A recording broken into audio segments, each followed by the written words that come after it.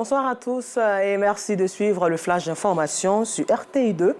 Et comme tous les samedis pour notre rubrique Escale 225, nous irons cette fois-ci à la découverte d'un joyau parmi les trésors touristiques que regorge la Côte d'Ivoire. C'est un petit paradis situé dans la commune de Port-Bouët, au sud d'Abidjan. C'est près de 2000 mètres carrés aménagés pour offrir un luxe paradisiaque aux visiteurs. L'atout de séduction majeur de ce lieu, la lagune est brillée.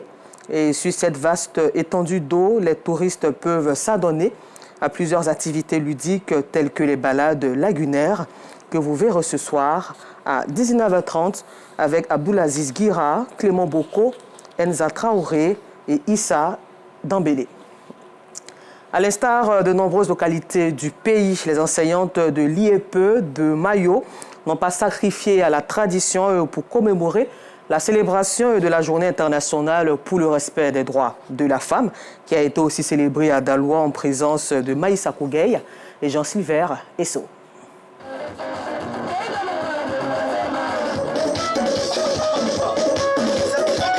Les enseignantes de l'IEP de Mayo ont commémoré la Journée internationale des droits de la femme.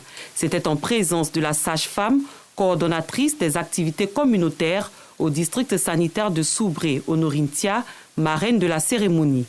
Répondant à l'appel d'Angezon Raphaël, présidente du bureau des institutrices, c'est dans la communion que les enseignantes se sont retrouvées à Bakayoko, village de la commune de Mayo, pour la célébration de la Journée internationale des droits de la femme, présidée par l'inspecteur de la dite localité.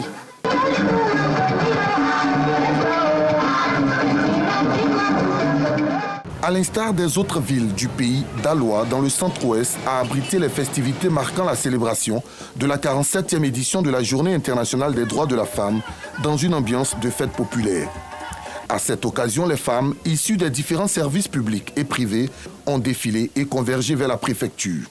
Sur place, Naminata Traoré, deuxième adjointe au maire, représentant le parrain de cette édition, le maire de la commune, Bouéli Stéphane Auguste, a salué le courage et l'engagement des femmes, grandes actrices de développement. Au nom du préfet de région, le secrétaire général de préfecture, Yaya Bamba, est pour sa part revenu sur la ratification des conventions sur la défense et la protection de la femme.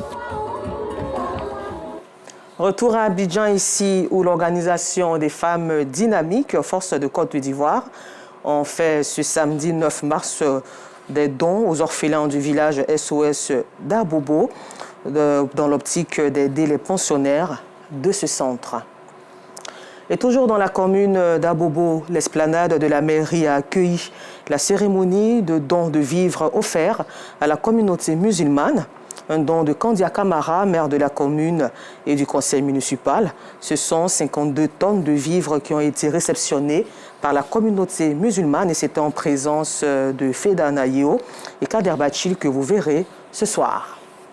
Hors de nos frontières au Sénégal, la campagne électorale en vue de la présidentielle du 24 mars s'est lancée depuis ce samedi 9 mars. Une campagne en 12 jours au lieu de 21 jours, comme le dit le code électoral sénégalais. 19 candidats sont en lice, mais tous ne démarrent pas en trombe. À Dakar, ce n'est pas encore l'euphorie comme les campagnes précédentes. Et puis nous terminons ce flash d'information au Gabon où il y a eu un grand chambardement au Parti démocratique gabonais PDG. Cet ancien parti au pouvoir créé il y a 56 ans a évincé hier vendredi 8 mars Ali Bongo de la présidence du mouvement. Et il faut aussi souligner que la maire de l'Est, chef d'État Patience Dabani, a également été radiée du parti. Un nouveau directoire vient d'être nommé.